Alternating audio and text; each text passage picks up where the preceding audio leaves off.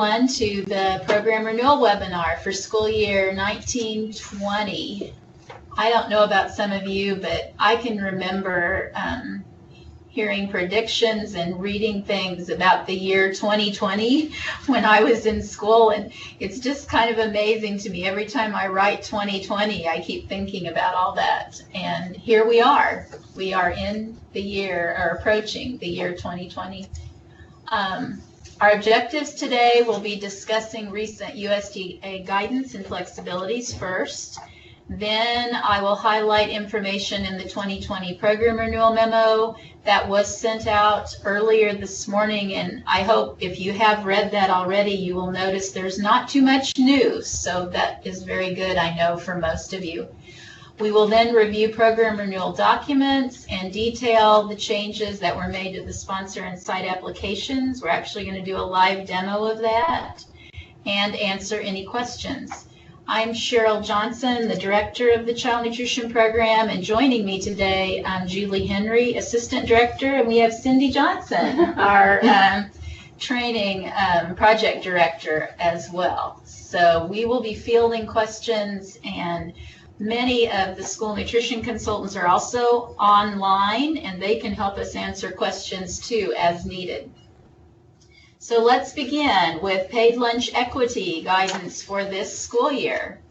The Consolidated Appropriations Act of 2019 did allow that any sponsor with a positive or zero balance in its nonprofit food service fund as of December 31st, 2018 is exempt from PLE requirements.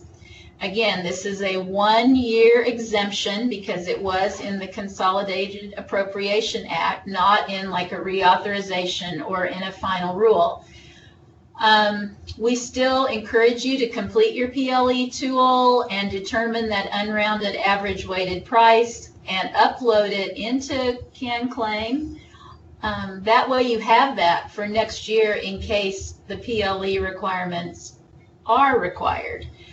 Again, that is optional, but we do think it might be helpful to you in the next program year if PLE is required. Next, we'll talk about the flexibilities, the new final rule, the flexibility for milk, whole grain, and sodiums. So let's start with the whole grain rich flexibility. At least half of the weekly grains offered in the National School Lunch Program and School Breakfast Program must be whole grain rich. Whole grain rich products have to contain at least 50% whole grains, and the remaining grains in the product must be enriched. Other grains in the weekly menu must be enriched, and no more exemption requests are required beginning July 1, 2019. The sodium flexibility, you can retain Target 1 through school year 2023-2024. That second target is moved to school year 2024-2025, and the final sodium target was removed completely. Milk flexibility, you now can serve the flavored low-fat milk in schools, lunch, breakfast, and a la carte. It's also allowed in the special milk program, ages 6+, and the child and adult care food program, ages 6+. No exemption request is required. The only thing that you do need to remember is about milk variety. Schools must offer an unflavored milk at each meal service in the National School Lunch Program and the School Breakfast Program. This variety, when you're saying variety now, it can't be chocolate milk and strawberry milk. It needs to be an unflavored milk with a flavored milk. The milk variety requirement does not apply to the CACFP or the National School Lunch Program, After School Snack Program, or the Special Milk Program. Now this one is interesting. We received the policy memo SP 16/2019 for the school breakfast program, the substitution of vegetables for fruit, where you may credit any vegetable offered, including potatoes and other starchy vegetables, in place of fruit, without including vegetables from other subgroups in the weekly menus.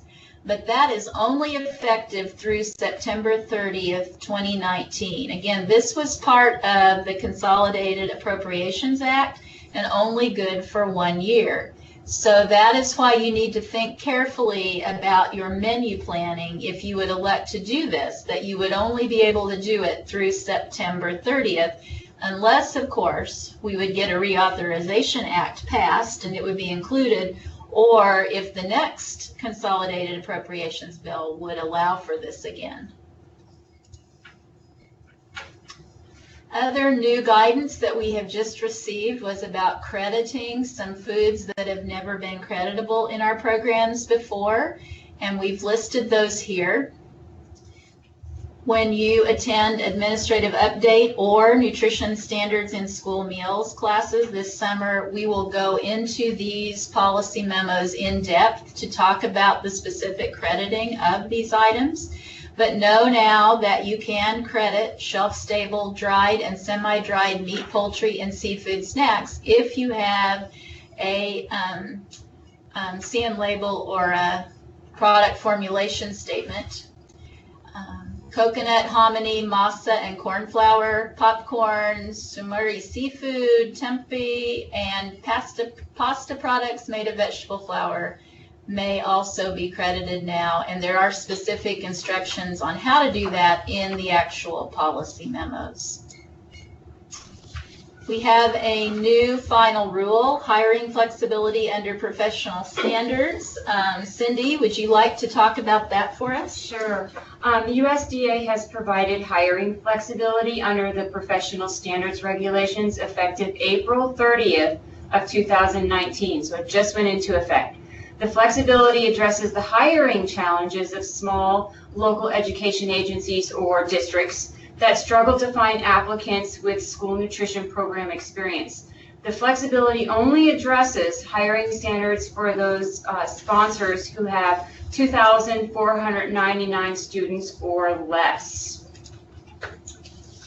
You have to go back one slide. As part of the flexibility permitted under the professional standards rule, the United States Department of Agriculture now allows other relevant food service experience, such as working in a hospital or restaurant, to be considered as acceptable experience for hiring in a sponsor or local education agency, again, of 2,499 or less.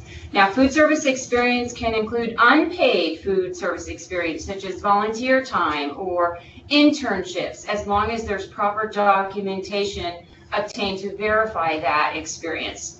And the relevancy of the documented experience is at the discretion of the state agency, and we will be determining that on a case-to-case basis.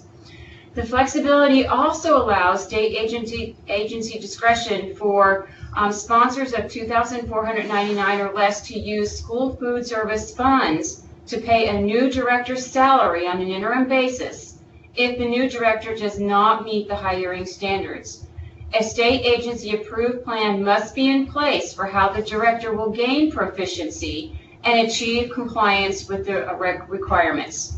In Kansas, a new director can achieve compliance through our state-recognized Kansas Certificate in Child Nutrition Management to request approval to use school food service funds to pay a new director's salary on an interim basis. There's a form to complete. It's called the Request for KSDE Approval of a Food Service Director Candidate Professional Development Plan. It's available on our website. You would just look at Food Service Facts, Professional Standards, Form 23A. And that form is called Request for KSDE Approval of a Food Service Director Candidate and Professional Development Plan. Thank you, Cindy. We do hope this will be helpful to some of our smaller LEAs as they look to find qualified candidates. All right, we just received the policy that codified the federal micro-purchase and simplified acquisition thresholds in child nutrition programs. The federal micro-purchase threshold did increase from $3,500 to $10,000. It also increased the federal simplified acquisition threshold, which a lot of us call that the small purchase threshold, for food from $150,000 to $250,000. In Kansas, though, there is a small purchase threshold for non-food items, including equipment, that will remain at $20,000 per our state statutes. Now, if any of your school districts or local agencies have a lower micro purchase threshold or a lower simplified acquisition threshold, those can be imposed because you are allowed to have a more restrictive procurement procedure. You would just need to indicate that in the procurement plan that you do upload as a part of program renewal.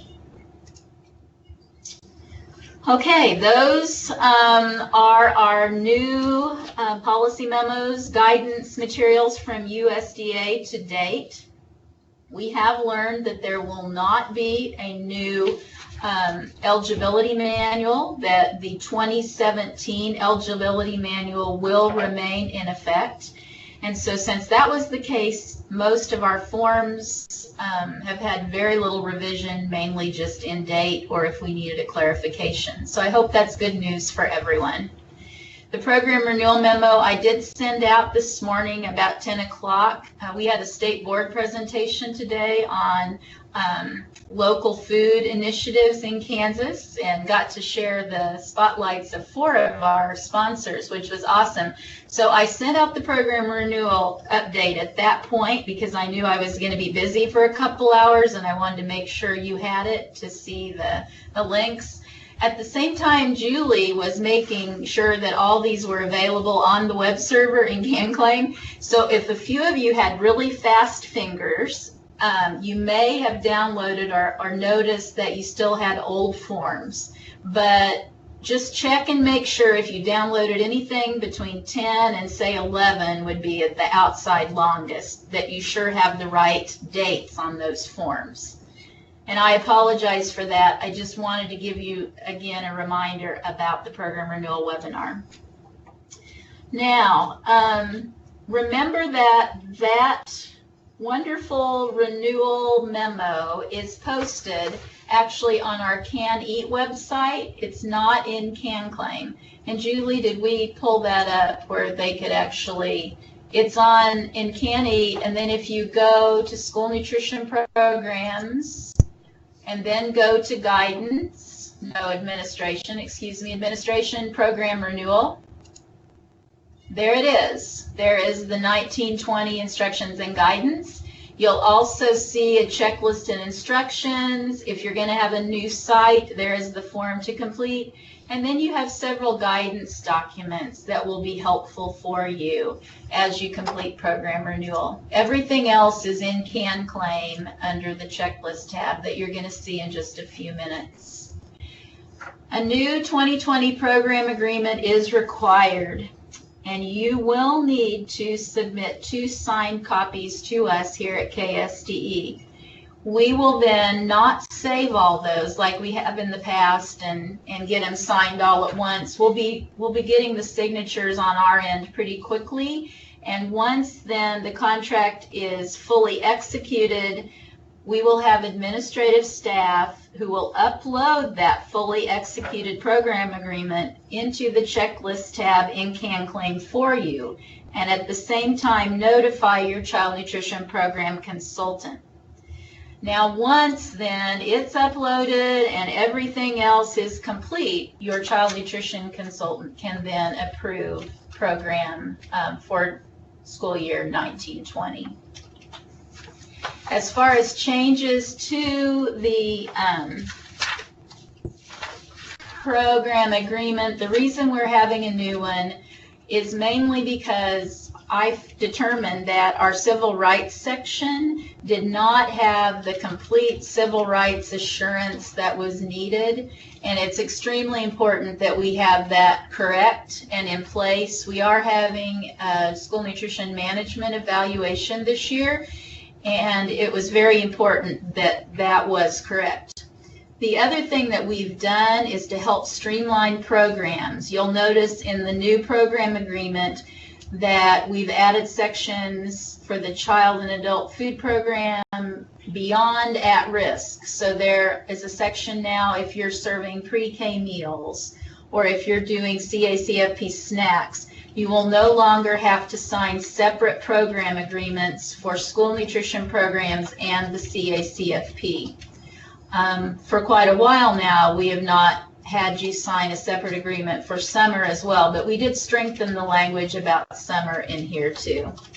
One other change that I want to call your attention to is that under meal times, we have added some language for those that are electing innovative breakfast service methods in regard to the length of time that students would need to stay in the cafeteria area, because of course if you're doing an innovative method, they're not normally in the cafeterias. So we wanted to make sure that was correct and did not hinder the use of innovative breakfast in any way. So those were the main changes, and I appreciate your willingness to get those in a timely manner. I would work on those quickly if you can, so you can get your school boards to get those approved, whatever is required, so you can get them to us and we can get them uploaded for you, and you won't be having to wait for us to do that. The only other major change I would say that we have in your program renewal memo is about pricing adult meals. We learned that we needed to offer the various ways to price adult meals and not just give one option, which we kind of have in the past. So know that your price charged for adult meals must be sufficient to cover the overall cost of the meal, including the value of the cash in lieu of commodities. If you have some cost data available, you can set your adult meal charge to the actual amount based upon your cost data.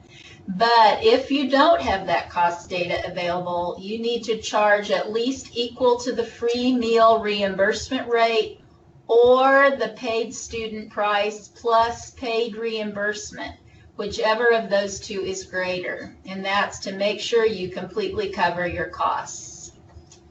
If you have any questions about that, I'm glad to help answer questions, or your child nutrition consultants can help you with it. We do have some estimated prices in the program renewal memo for you based upon the past 3 years increase in reimbursement rates, so that should at least give you a starting point. So now I'll introduce Julie, who will talk about checklist and instructions for program renewal and give you a tour, an actual demonstration of CanClaim, what it's going to look like when you get in there. Right, thank you. All right, so as Cheryl mentioned, your program renewal documents for 2020 are inside of CanClaim. So you need to log into CanClaim with your username and password, and on the checklist tab is where you're going to find your 2020 program agreement, letters to household, application packet, notification of eligibility determination, all of the letters. We're going to go through these in a bit more detail on the next slides, but they are inside of CanClaim. They're no longer on the program renewal page. They are inside of CanClaim. We are going to do a demo, so we will actually walk through a live demo of this. This is the screenshot of the checklist tab where you see the documents that are listed, but we'll go through that in real time here in just a minute. The letter to household must be approved by KSDE each year. The letter to household must be distributed to all households. This letter tells child's families which child nutrition programs that your district is providing, your school is providing, and it must explain how to obtain a paper application packet. This may be done including a telephone number on a written communication, so households can call and request that an application be sent. The application packet for free and reduced price meals must be available to provide households with a paper application. If the sponsor uses paper applications, the letter to household must be included with the application packet. If you use a computer or web-based system as a part of your application process, the letter to household must inform the household how to access the electronic system to apply for benefits. So Julie, I know sometimes we get a little bit of confusion here about the system to apply for benefits. Sometimes folks think that our Excel application is an online system. Right.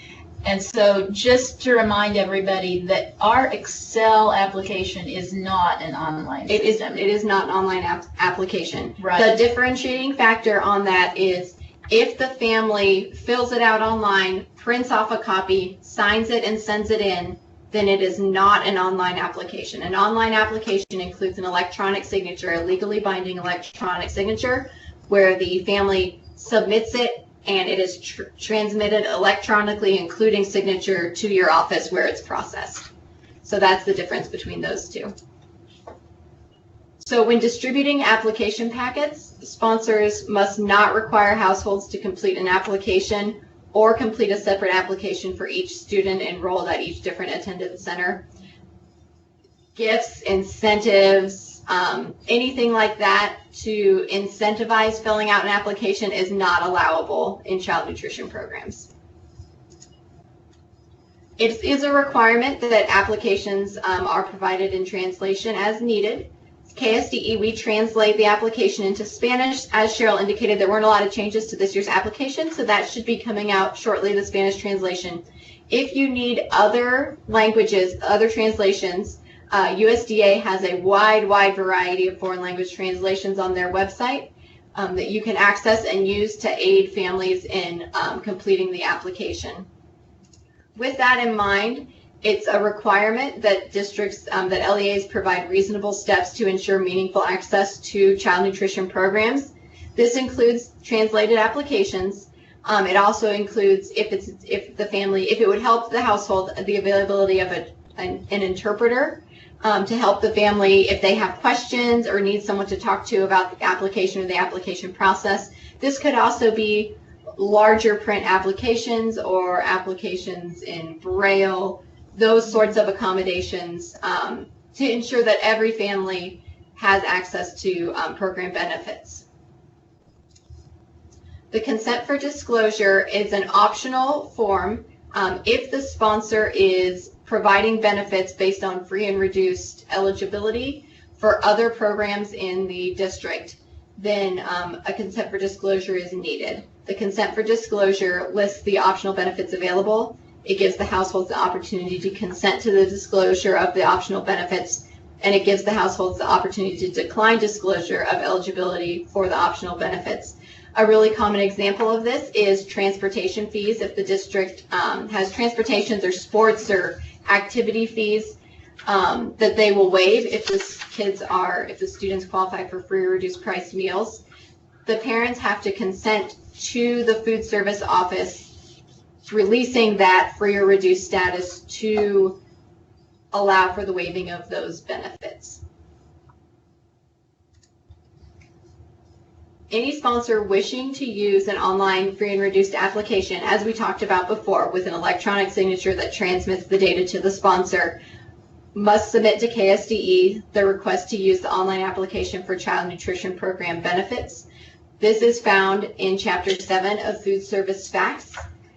This year, the checklist includes the checklist. It's long, but it requires everything you need. We'd also encourage you to watch the webinar regarding online applications to kind of learn about what questions you need to be asking to vendors as you are procuring your online free and reduced systems. By signing and submitting this request to use online applications, the district is assuring that they're in compliance with USDA SP 10/2007. Also, that the application will not be available before July 1st, and that the district technology and legal departments have reviewed and approved the process, including the use of electronic signatures. That form, it's best if it's submitted to us by June 1st.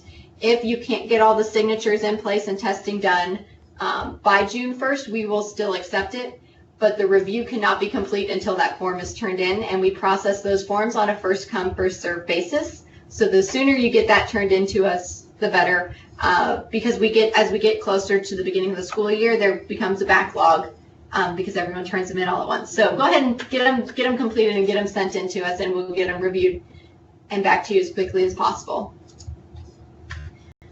So when you use a computer or web-based application, the letter to household and application packet may be distributed via email or on the district website. households must be notified via a non-electric method how to obtain a hard copy of the application. And hard copies of the letter to household and the application packet needs to be distributed to those who don't have a valid email address on file with the district. So with that, we are going to go through a quick demo here.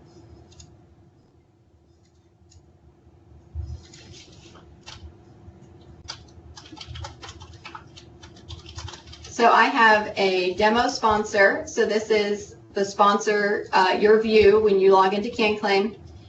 And you'll see that program 2020 is now available. When I go into 2020, I've already kind of started the process just so we don't spend, you know, a lot of time going through it. One thing I want you to notice is that on the sponsor application, your wellness policy builder for the prior program year must be completed. You've been working on your wellness policy all year and you've been making great strides in your wellness initiatives in the district. So you should have been updating your wellness policy throughout the school year. If there are a few things that aren't completed yet on your wellness policy though, that's okay. You can go into program year 19. I switched to program year 19. And I haven't completed my general guidelines on this yet. So I'm going to go through it. I'm going to check to see, make sure that this is reflective of what's going on with my wellness policy and my wellness council right now. And I'm going to save it. And now my wellness policy builder is complete, so I can go back into program year 2020 and continue on with my sponsor application.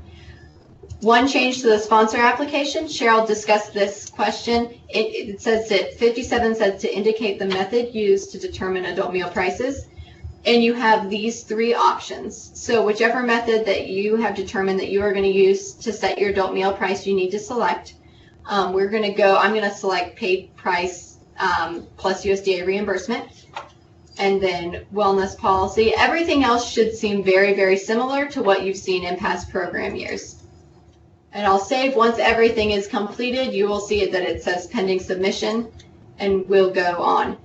The sponsor applications only show up after the site applications only show up after the sponsor application has been submitted. Even if it's submitted in error status, that's fine. But when you first come into 2020, the only thing you're going to see is a sponsor application with a plus sign next to it, and that's okay. Once you submit that sponsor application the first time, then your site applications will show up. A few changes on the site application. You will see if you have a site that has food transported in from a base kitchen, you will now select which base kitchen, which kitchen that food is coming from. It helps other places in our system link and talk and us to be really aware of where food is being transported and what direction food is traveling in the course of a school day. A couple other changes that were made on the program eligibility for after-school snack. The date of documentation is required if you are using site eligibility for that site or another site. The date of documentation, it used to require just a year, and now it requires a full month, day, year. So I'm going to put that this is from my September 20th count is where I got these numbers. And then we added a question regarding an extraordinary program school or if it's licensed by the Kansas Department of Health and Environment. One of these two needs to be yes. So this extraordinary school program, it allows for programs to operate that aren't licensed by the Kansas Department of Health and Environment. It's a legal statute sort of thing that allows for that. So if your site is not licensed for childcare, then that means the extraordinary school program is going to be yes. And then everything else, as we said before, is pretty straightforward and the same. We'll see how we did. Yep, so pending submission. So we'll go ahead and exit there. From there, you can see that the red check marks show up on the page when there are required forms. It looks like I am still missing my frontline training. I want to point this out.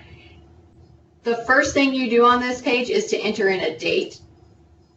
Then you upload the roster. If you upload the roster first without entering a date, it won't work for you. So you enter a date, then you upload the roster. We'll give it a second.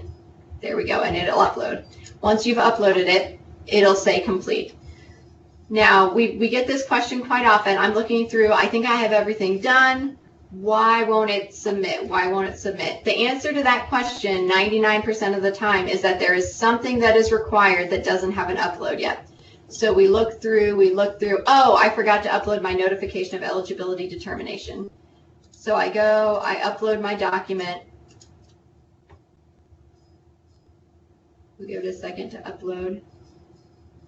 All right, so it's uploaded. And then when I scroll down to the bottom of the page, I have this statement that submits all forms and says that I certify that the information I'm submitting is true and correct and all of that. So I click the blue button to submit. We've added this year, when you submit, your consultant, your child nutrition consultant will automatically get an email that says that you have submitted your program for approval, and they'll be able to go through and work through your approval. It'll be date time stamped by whoever in your program submits the date and the time that it was submitted.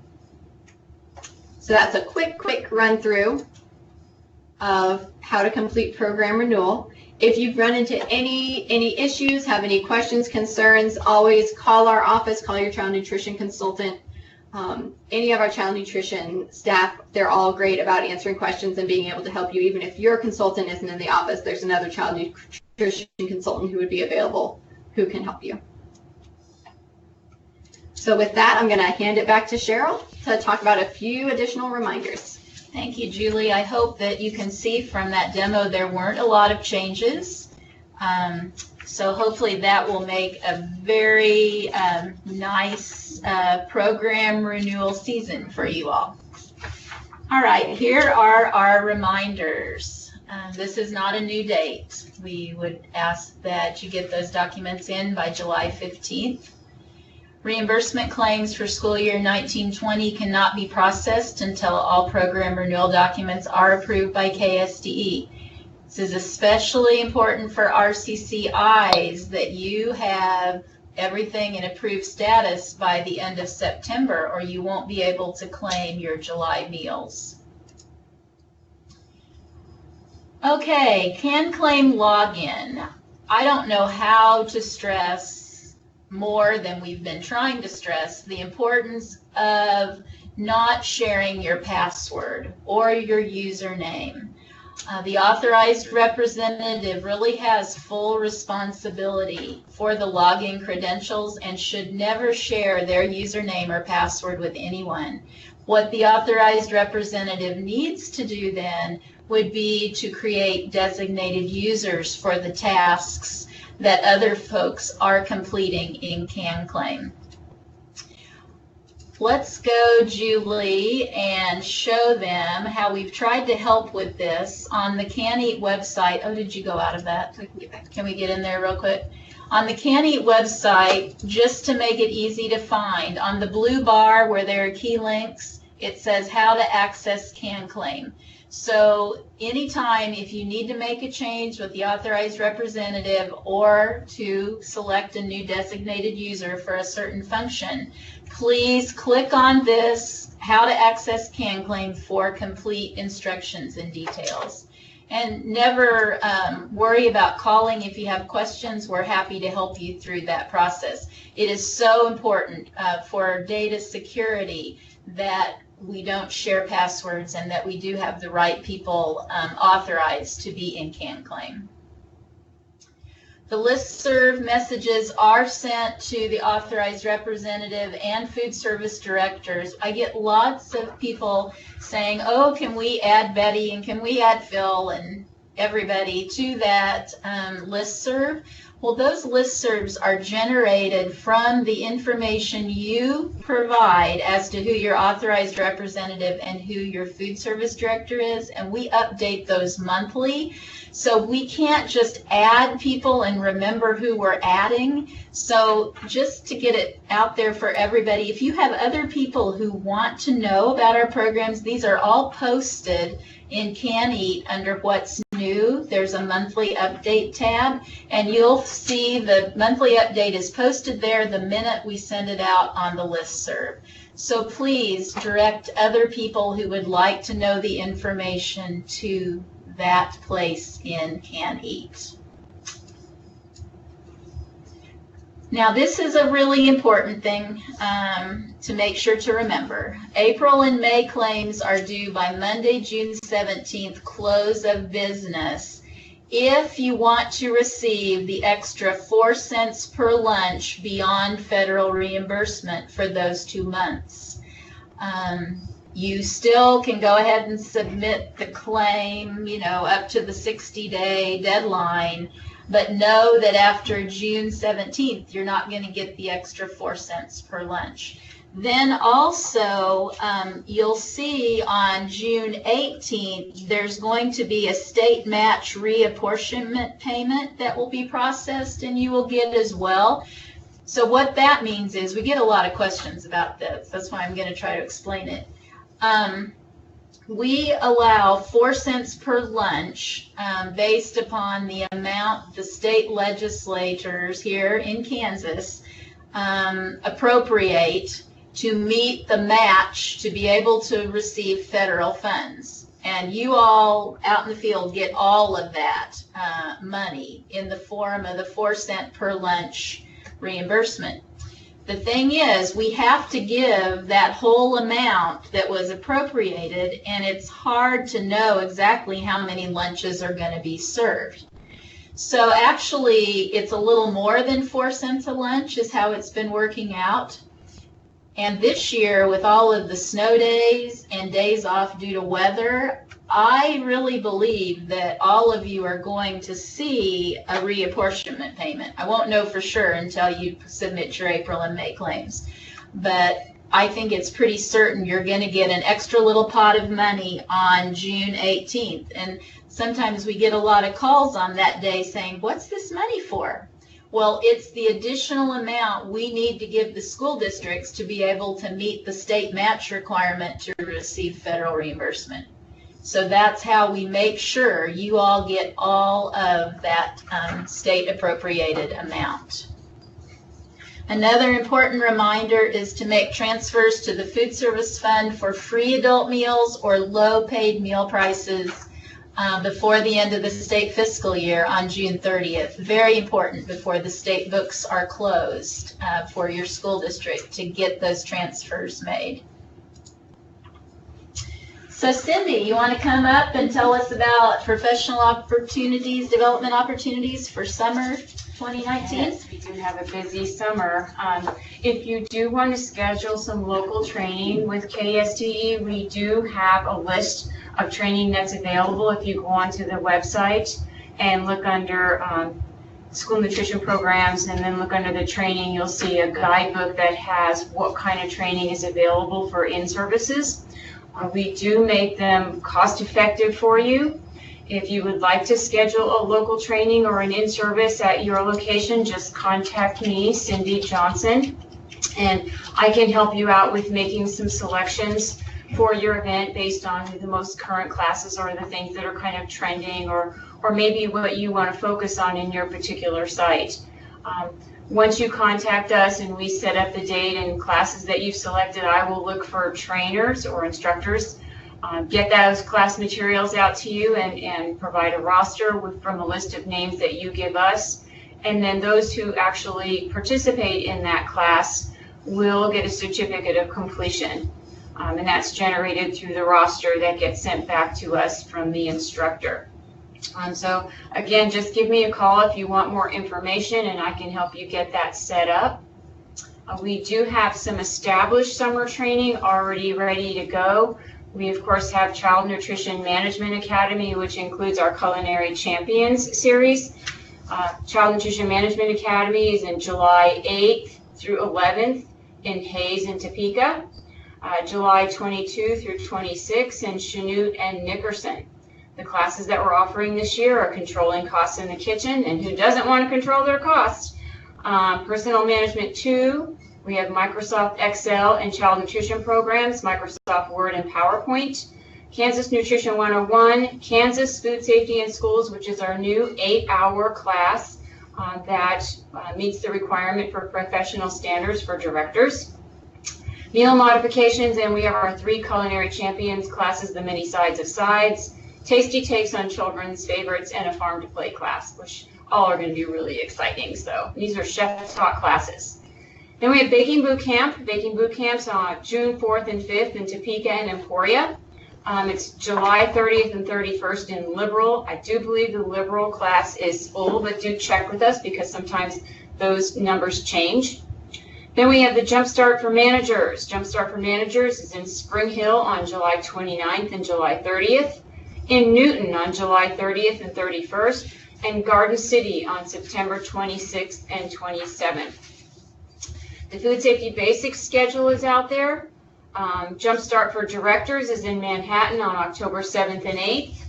And then, of course, we have our administrative classes that are offered throughout the summer, and the best place to look for those is to go to our website and look on the calendar to see where these administrative classes are being held.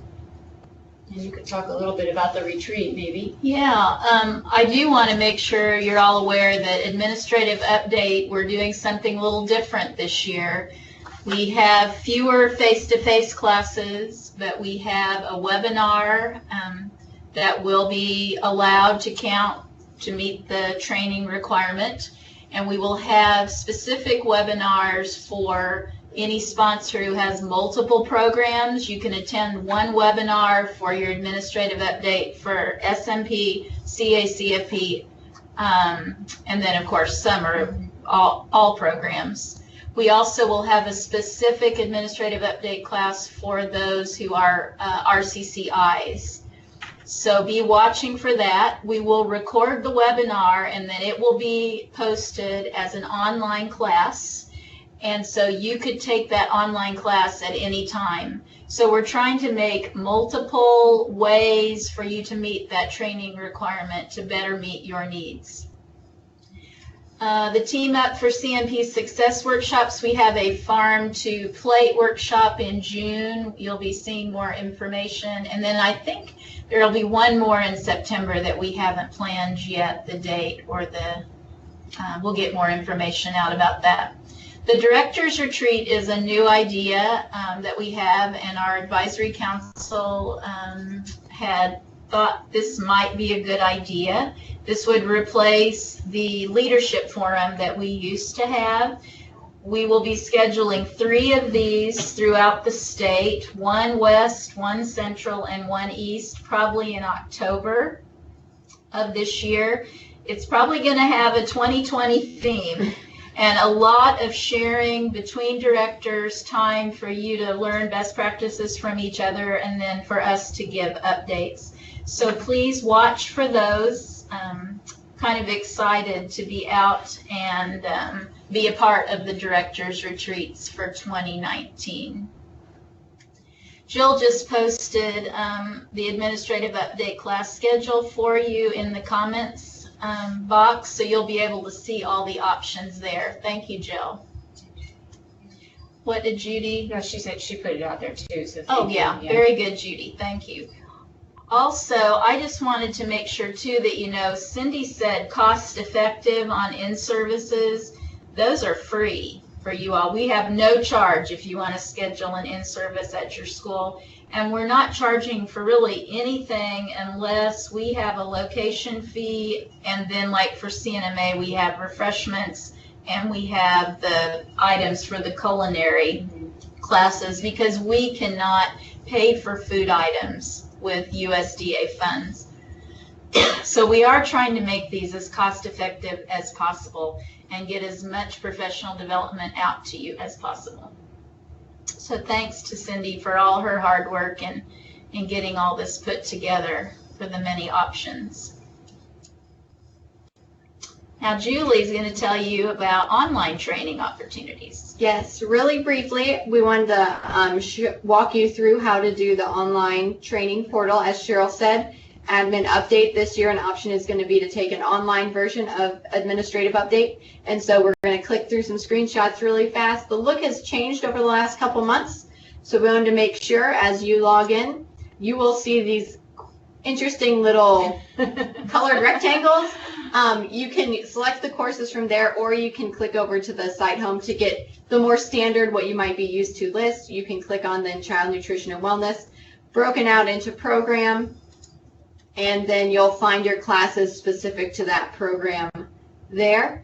When you click into a class, the first time through, you will click Enroll Me, and it will launch the class. So it's that Enroll Me that gets you signed up into the class and gets you actually going inside the online portal. Okay. Well, we just want to sincerely thank each of you for all you do.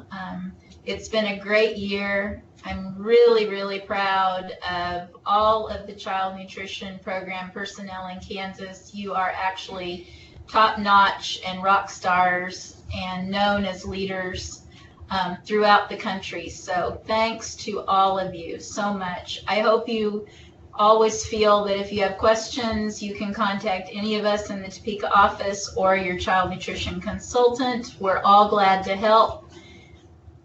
And we do hope that you'll start making plans now to either attend an administrative update class in person or to be a part of a webinar or take the online class for more information about program year 2019-2020. One of the new things now that we have available is how we're going to be doing evaluations to make that, we hope, easier for everybody for all of our classes. For this webinar, you can either type in the evaluation link right now into your web browser, or if your phone allows, you can just take a picture of that QR code and you'll be able to complete a very short evaluation. What is it, 4 questions? I think it's 4 questions, and give your input if you have any other input that you would like us to have. So we have time for questions. You can type them into the chat box, and we would be glad to try to answer those for you.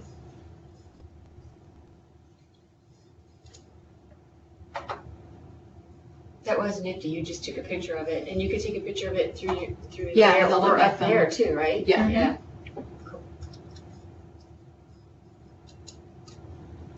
112. We ended up. Christ.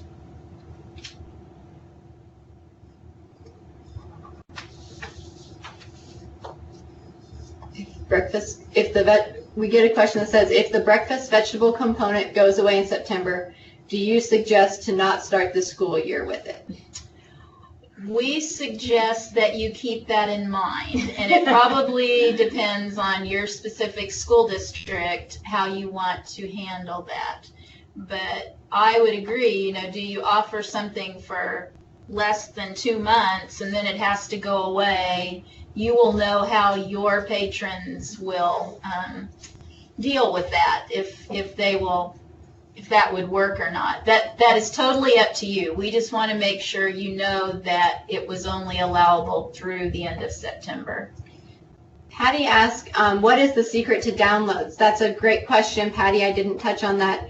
To download the documents, you click on the icon in the line of it, and then you can open it from there. Oh, and we also had the question about if the application comes up and it is formatted weird. The reason it formats weird is because of security settings inside of Word. So it depends on the version of Word that you're using and how your security settings interpret that download when you pull it across. That's why sometimes it formats funky. A lot of times right before it formats it, it pops up a yellow bar across the top that gives you some sort of warning or error message. And then that you can click to not worry about that, and then it'll format correctly. If you're having a hard time getting it to format correctly, please feel free to call our office and ask for help one-on-one, because it's really somewhat dependent on the device that you're using, what version of Word you're on, that sort of thing. We had a question, would KSDE teach a class on food safety to students who are opening a snack bar? And Cindy, we've had this before. You want to answer, please? Yes, we are willing to provide food safety instruction or hazard analysis critical control point instruction to students. It's something we don't cover the cost of it in that case. We have you provide the instructor with the stipend money. So you would be charged the instructor stipend at $50 per instructor hour.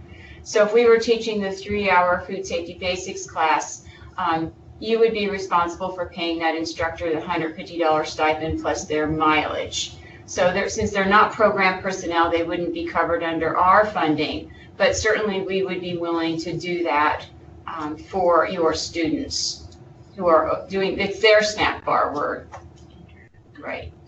Elizabeth, is it their snack bar? I mean, it's a snack bar that they're running on their own is what we're assuming. What is the indirect cost for this year? Those indirect costs, they will be published. Usually that's in the July update. So be watching for that.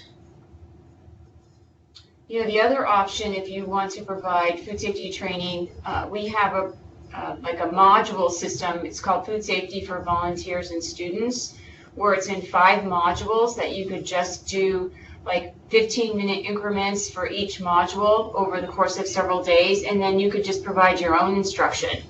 And it works out pretty well. The modules are fun, interactive, and you can just contact me and I can kind of point you in the right direction. My email address is cljohnson@ksde.org. Okay, I think, but did the income eligibility values not change? No, our income, our eligibility manual did not change, but we always have new income eligibility guidelines, and those are available in CanClaim. I'm glad you clarified that. Does the state require board minutes and approval on the new program agreement, or is the board president's signature suffice? And it does suffice. We do not ask for board minutes. Okay. All great questions.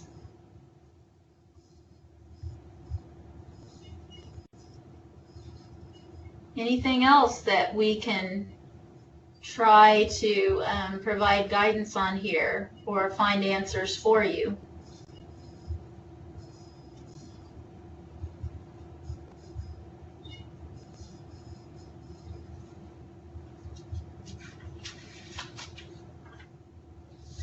We're glad that you like the administrative update online. We hope that many of you also will like the webinar option as well.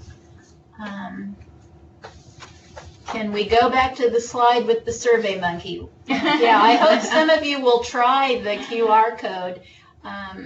Julie did it here, and we know it's working, but this will be the way we'll be doing evaluations at all of our classes this summer and from now on in any of our classes. Oh, great. Good. Oh, wow. Yay. What's fun and exciting about all these is these are all recommendations that come from you in the field. And so when we get these recommendations, we see, well, gosh, can we do that? And it's sort of fun because these are things that we might not think of. And you guys have all these great ideas. And then we work to get them implemented. So thank you for sharing your ideas. Yeah, we really do appreciate it. That's a good idea. I will post the link here. Yeah, and we wondered, I think with administrative update, we've decided we will have the link for the evaluation in the comments for sure, because we're going to have a way of tracking who attends. And so we'll try to make that easy for you. Other comments, thoughts, or questions? Well, again, we thank you all very much for taking part in the webinar today, and we are glad to help in any way we can. Never hesitate to call or email any of us on the CNW team. We really are here for you. As far as sending slides, we are going to post the webinar. We had thought we would just do it that way. We don't have a very good way to send the slide file. So you can, you'll be able to see the recorded webinar in the online training section of KSDE training portal. Most of the information that we covered is in the program agreement renewal memo, or it will also be covered in detail, such as the policy memos on food crediting and admin update coming up in the next few months. So you'll get that information again there as well.